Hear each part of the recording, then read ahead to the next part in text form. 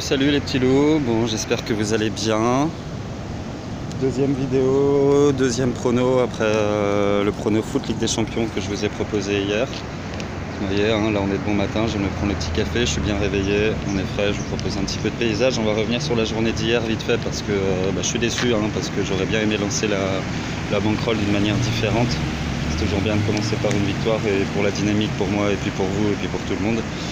Il se trouve que ça a été un échec. Bon, c'est pas grave, on se cache pas derrière un échec, ça arrivera encore. On va en profiter pour donner une petite leçon, tirer une petite leçon de cet échec. Vous m'avez pas vu trop réagir après la défaite, c'est normal, j'aime pas perdre. Et puis ça touche tout autant qu'on fait perdre du monde, donc voilà. Toujours est-il que moi, comment réagir après une défaite, en tout cas moi c'est un avis personnel. Et moi quand je perds, plutôt que d'éviter le tilt, et la pire des solutions c'est d'essayer de remiser derrière pour essayer de se refaire, alors qu'on va encore perdre par-dessus. C'est pas du tout ça la solution, en tout cas c'est pas la mienne. Moi je préfère tout clôturer. On ferme les boucles, on ferme tout, on ferme le PC, on ferme le bordel, on oublie la défaite, faut pas que ça nous atteigne trop au moral. Et puis on va boire un coup en front de mer, on va boire un petit mojito, on va manger un pain bouchon, on va sortir le chien, on va faire l'amour à sa femme, enfin un truc qui décompresse. Et voilà, et puis on repart dans les analyses et on essaie de faire mieux le lendemain. Donc aujourd'hui, c'est parti. Donc je vais me poser là, je vais vous faire la petite analyse. Et en plus, il y aura... Pour ceux qui prennent le temps de voir les vidéos, il y aura toujours un petit bonus en fin de vidéo, en plus de mon prono. Donc voilà, donc pour aujourd'hui, ça va être, je vais être assez agressif, hein, je vous le cache pas, mais c'est un prono sur lequel je voulais miser beaucoup de base, que j'avais déjà repéré. La cote a chuté et donc je vais tenir ma ligne, c'est pas grave, hein. Vous verrez que moi je suis assez agressif dans ma méthode, je suis pas froid aux yeux, mettre des sous par terre ça me fait pas peur, et surtout c'est comme ça qu'on en gagne. Donc voilà, le premier match du combiné, tennis Monte-Carlo, Rublev Thiem. Rublev 33e mondial, 20 ans, Thiem 7e mondial, 24 ans. Ça va être assez simple. Sur ce match-là, on a Thiem d'un côté qui a 75% de victoire en terre battue, qui a déjà commencé sa saison 2018 avec 8 victoires pour une défaite en terre battue. Il a déjà gagné Buenos Aires en tournoi, plus de victoires en Coupe Davis. En 2017, il fait sa meilleure saison sur terre battue, 24 victoires, 5 défaites. Il gagne notamment à Rio. Il fait un deuxième tour à Monte-Carlo. Donc ce qui peut être intéressant, c'est qu'à Monte-Carlo, par rapport à l'année dernière, il a des points à gagner, à récupérer. Finale à Barcelone où il perd contre Nadal en finale, notamment en battant Murray, Edmund. Finale à Madrid où il perd contre Nadal aussi, en battant Dimitrov, Cuevas, Korisk sur le tournoi. Rome où il fait demi-finale en perdant contre Djoko mais en battant au tour précédent Nadal. Et Roland Garros où il fait une grosse demi-finale où il perd contre Djoko et où il perd contre Nadal après une victoire contre Djokovic et d'autres bons adversaires sur terre battue. Voilà, donc en tout, vous calculez un petit peu ses défaites 2017, il en a 5. Il a perdu 2 fois Nadal, 1 fois Djoko. Il a perdu 3 fois Nadal, 1 fois Djoko. Donc voilà, ça donne son niveau un petit peu sur terre battue. C'est un joueur qui excelle, il a annoncé qu'il était à 98% de forme pour ce tournoi. Donc voilà, il joue face à Rublev. 20 ans, Rublev c'est un peu la révélation de l'année dernière, mais moi je le trouve plus à l'aise sur dur. Il a 60% de win en terre battue. 2017 il fait 11 victoires, 11 défaites.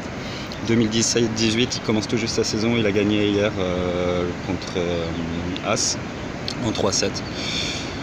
Pas de grosse performance sur terre battue. Il fait un premier tour à Marrakech, à Monte-Carlo, à Barcelone, premier tour à Alger.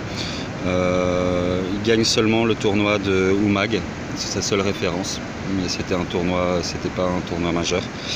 Donc voilà, que des premiers tours sur terre et puis pas forcément des grosses prestations. Donc moi je vois Thiem, Dominic Thiem gagner ce match. Le deuxième match va être Vakif Bank Eksasibasi en volleyball, finale du championnat turc féminin. Je vais vous présenter les deux équipes. Alors Vacchiv Bank, c'est tout simplement le rouleau compresseur en fait, européen, mondial même du volley féminin. On peut le comparer au Real Madrid en Europe, on peut le comparer au PSG en France. C'est une équipe qui gagne tout. C'est l'équipe qui est tenante du titre de la Ligue des Champions, c'est l'équipe qui est tenante du titre du championnat du monde des clubs. Il faut savoir que sur les 5 dernières années, notamment en Ligue des Champions, elles ont fait 5 fois le Final Four, elles font 4 finales, elles gagnent 2 fois la finale. Elles sont tenants du titre du championnat turc 2013, 2014, 2016, de la Coupe 2017-2018, de la Super Coupe 2017. Donc voilà, elles n'ont pas perdu depuis 2 ans à domicile, sauf une défaite qui a eu lieu contre Eksasy cette année à domicile, mais il faut savoir que c'était 3 jours avant un match important pour la qualif en Ligue des Champions. Elles avaient 2 joueurs incertaines qu'elles avaient laissé au repos et 2 autres joueuses qu'elles avaient laissé au repos. Donc sur les 6 majeurs, il y avait 4 joueuses au repos. Elles ont pris 3-0, mais avec une équipe de second couteau. Même si ça reste quand même des internationales, les joueurs réserves, mais c'était à 80% l'équipe, pas l'équipe majeure. Donc sinon c'est depuis 2 ans invaincu à domicile. Le H2H à domicile sur les 10 derniers matchs est de 9 victoires pour Vacchiv Bank pour 1 défaite. Notamment avec leur équipe principale, elles avaient gagné à l'extérieur avec Eksasy Basy 3-0 assez facilement. Donc voilà, Eksasy Basy c'est une très bonne équipe, hein. Ils ont gagné le championnat cette année. Un petit peu la surprise d'être devant Vacchiv Bank, c'est pour ça que moi je pense que Vacchiv Bank en plus va être d'autant plus déterminé pour cette finale à remettre un peu les couteaux sur les points sur les i. C'est une équipe aussi, Vacchiv Bank, qui a le même effectif depuis 4-5 ans, donc c'est rodé, hein, ça tourne à plein régime. Eksasy Basy, ça gagne la C2, l'équivalent de la Coupe d'Europe de la C2, ils sont plus champions depuis 2012. Ni en Turquie, ni en Europe, ni quoi que ce soit, justement dû à la suprématie de Vacchiv Bank. Donc mon combiné, ça va être Team plus Vacchiv Bank pour une cote à 1,78, une cote à 1,70 et une mise à 50 €.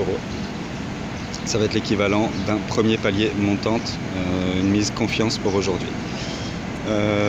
Je vais vous donner des petits bonus pour ceux qui prennent le temps de voir la vidéo. C'est du tennis, ça va être la victoire de Edmund contre Seppi, je pense, qui cote 1,48, et la victoire de Pouille. Voilà, c'est 2 petits bonus, vous en faites ce que vous voulez, je voulais vous le glisser. Je vous souhaite une bonne journée, merci à ceux qui prennent le temps de lire les vidéos, bonne journée à vous, peace.